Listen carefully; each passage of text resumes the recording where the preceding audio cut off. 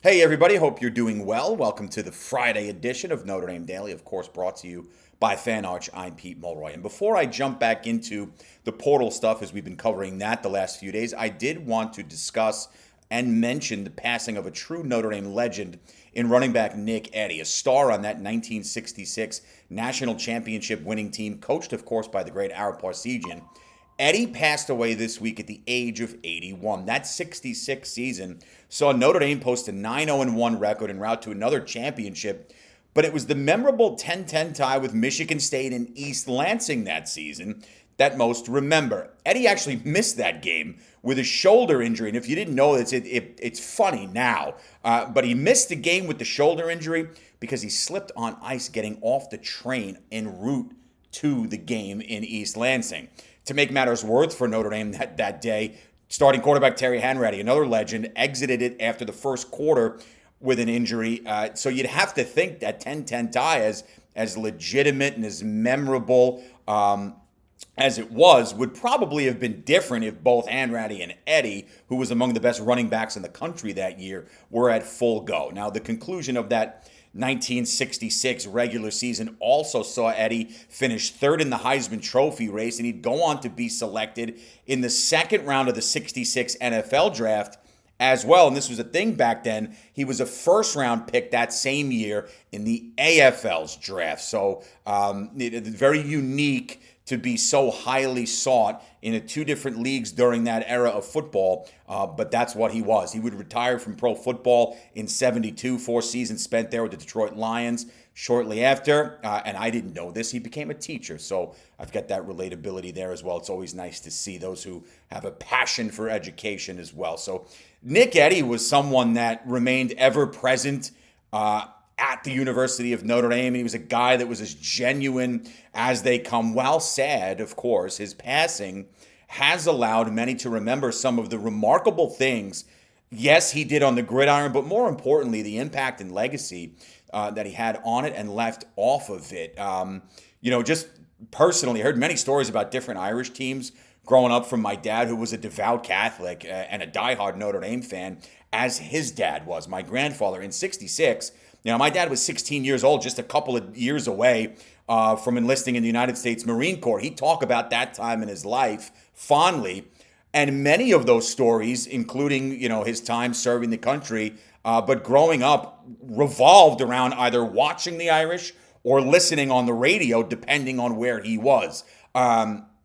Whether it was the memories created from guys like Ara, Eddie, Hanratty, Jim Seymour, the Rocky Blyers of the world during his teens, or later on, Theismann, Montana, Rice, Rocket, and Lou in the years to follow. You can go into the late 80s and the 90s, right? Zorich and Stonebreaker, even the early 2000s, Shane Walton, All-American, right? And all the great things that happened there. But I heard so many stories that revolved around some of these guys from the 60s and on. And Nick Eddy was fondly remembered there for some of the theatrics and heroics he had on the gridiron throughout that really, really tremendous 1966 national championship winning season for Ara Parseghian and Notre Dame.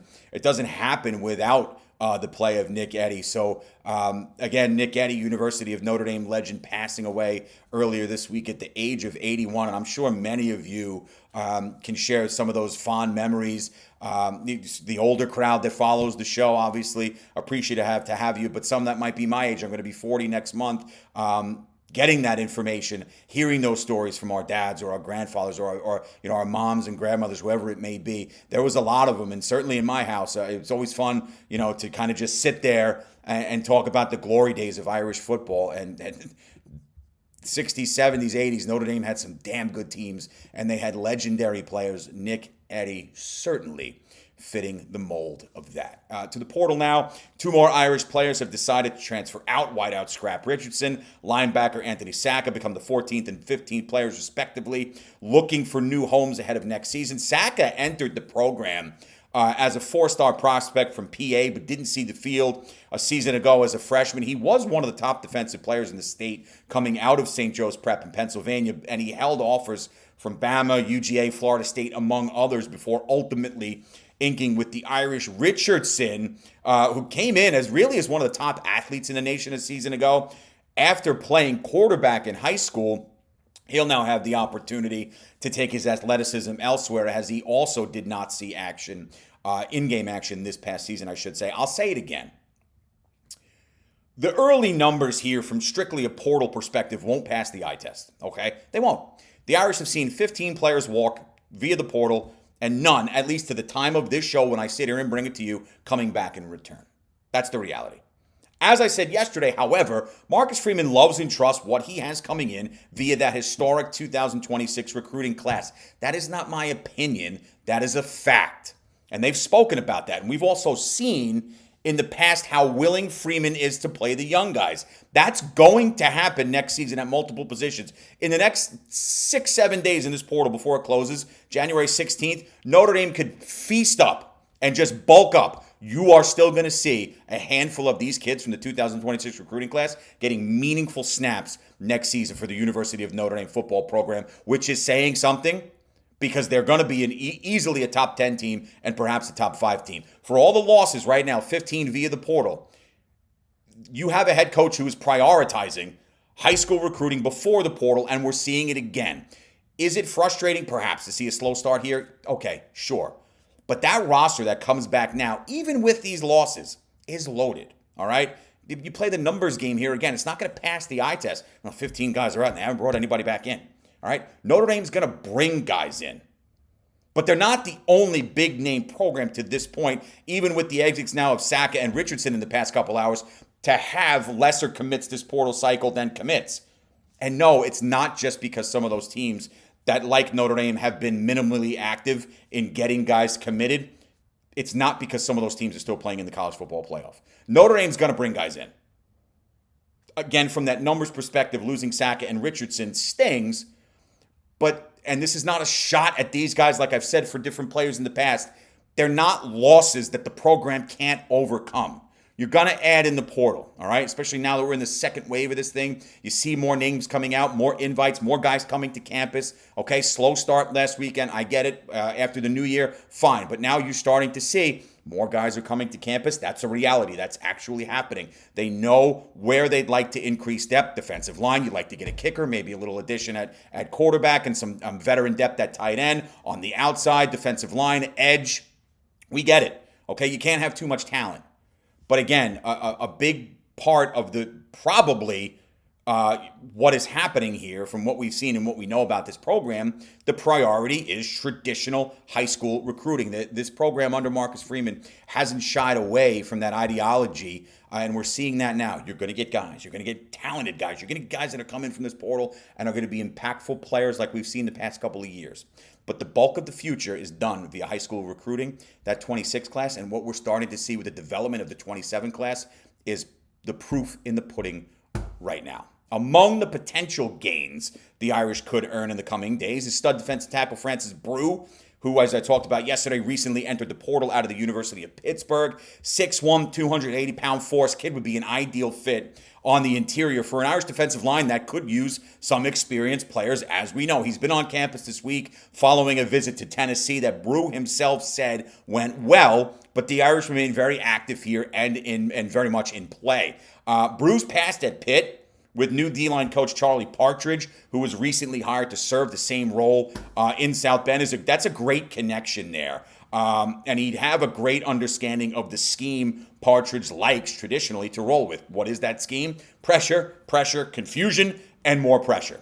So you're gonna see an active Notre Dame defensive line, perhaps more so as good as they've been than we've seen in the past with what Partridge is going to bring in. Having a guy like Brew come in with that understanding and the connectivity of what you're looking for here would be huge. Not to mention, he's a defensive tackle. You've got a need there. Additionally, Freeman and the Irish have extended a portal offer to Ezra Christensen, another DT from New Mexico State. This kid is an athletic specimen. Traditionally, maybe from a size and weight-wise, a bit undersized at 6'2", 260 for the DT position. The kid was a sack machine last year. 6 sacks, 42 tackles, and a forced fumble. But his overall athleticism and understanding of the position are clearly making up for any height and weight quote-unquote deficiencies, and I say that lightly and loosely, that he may have. Plus, Marcus Freeman and Notre Dame, they're never going to shy away from bringing in premier athletes, which Christensen is. He's that much and more. So these are just a couple of the defensive linemen to keep an eye on amongst some of the others I've mentioned throughout the week as it comes to a close today on this Friday, though I do expect a boatload of action to continue. You've got some more offers out there. You're going to have more guys coming to campus over the weekend. And again, you look around the big landscape of high-level Division I football, even on the lower levels in the FCS, where guys are still going themselves to enter the portal, might open the pool a little bit more for Notre Dame to say, hey, maybe we want to throw a line in on this guy. Maybe we want to see if we could land a hook and reel this guy in. There's still, at the time of this, a week left in the portal, runs through January 16th. But again, what Notre Dame has on the roster already, from a veteran perspective, into next year, coupled with what's coming in via recruiting, is just outstanding. It's a different level. I get the angst. I get the uneasiness with having a 0 thus far with commits. It's okay. Trust me, it's okay. And it's going to be okay. Trust that process. And just to wrap today, Kenny Sanders, former Penn State Director of Player Personnel, expected to join Marcus Freeman's staff as Assistant General Manager, spent the past 10 seasons in Happy Valley, and for 7 of those, you talk about connections here, spent 7 of those seasons working alongside current Irish running back coach Jawan Sider. Instrumental in recruiting efforts for the Nittany Lions, something Marcus Freeman absolutely hopes to continue in South Bend.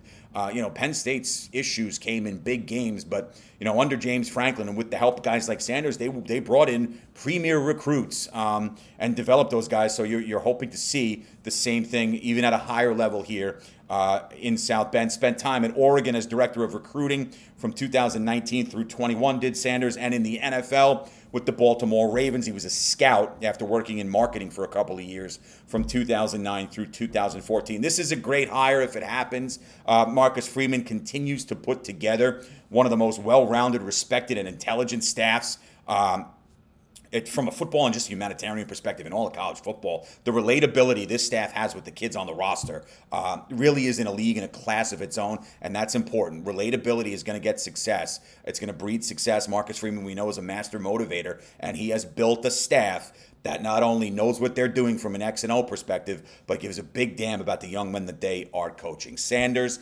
if and when this is finalized, is only going to add to those sentiments. With that, keep an eye on what's happening with the portal over the weekend. I hope you enjoy the next couple of days. Take a little break, kick back, be safe, have fun. I'll see you all Monday. And as always, go Irish.